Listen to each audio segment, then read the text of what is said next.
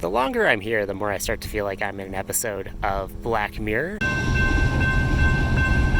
Well, I think it's gonna be a little while.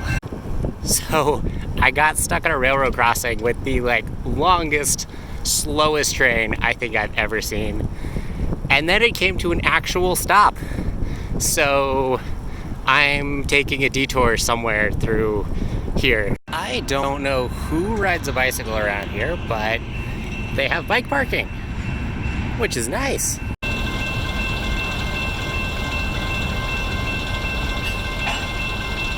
Today we're doing something a bit more relaxing.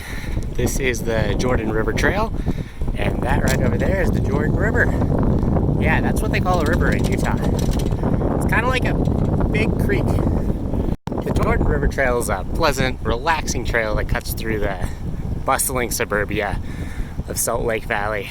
We're not just out for a ride on the Jordan River Trail today. We're riding from where I live near downtown Salt Lake City out to a far-flung suburb on the south side of the valley called Daybreak. It is supposed to be the latest and greatest in American suburb design. So I'm supposed to be on the Jordan River Trail, but somehow the signage is not exactly the best, and I got lost, and I'm on some trail. We'll figure it out. How industrial. We even got ourselves a little, what is that, a transformer station out there? And a community garden. I do kind of love this road design. It's a 5-lane road, but 1 lane in either direction is just a bike lane. My only real frustrations or concerns with a 5-lane road where 1 lane in each direction is a bike lane is first off, they had the space to create a separated bike lane, like physically separated, and then they didn't. And the second concern is that I think they made the 5-lane road in anticipation of future traffic. And as soon as we get more cars out here, they're just going to take away the bike lane and replace it with a car lane. But, you know, I'll take it while I can. What is going on here? And this is why I live here. Well, we can add that to the list of things I did not know we had. The idea with Daybreak is while it was designed for cars, you can get around using basically any method of transportation you want. There's walking trails, there's biking trails, and there's a transit station. So I'm riding out there today to check out the reality, see what it's really like out there. Daybreak is supposed to combine the car-dependent suburbia with massive houses and white picket fences that I despise, with public transit, bike trails, walking trails.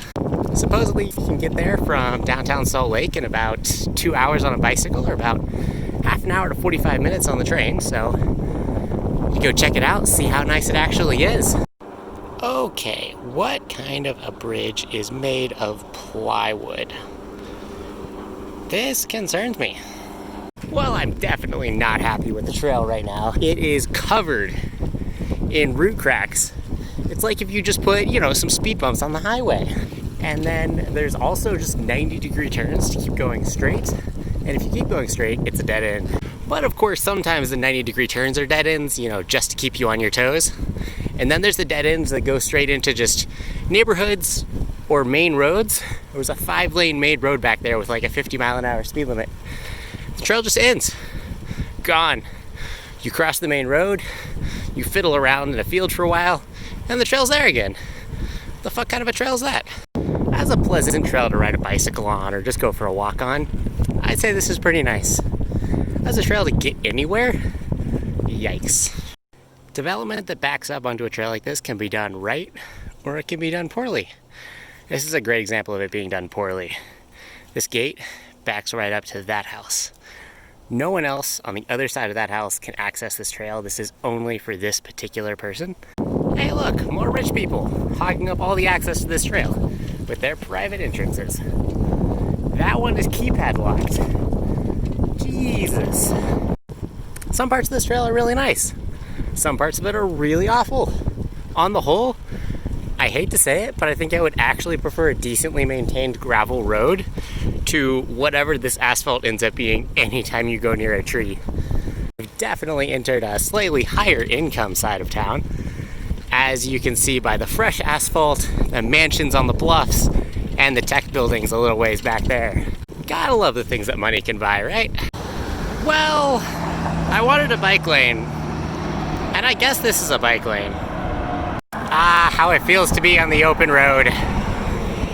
Looks like we've made it to the part of the suburb where white people with money live, and they're afraid. Despite being statistically safer than most everyone else, and having taken great care and cost to separate themselves as far from everyone else as possible, they're still afraid.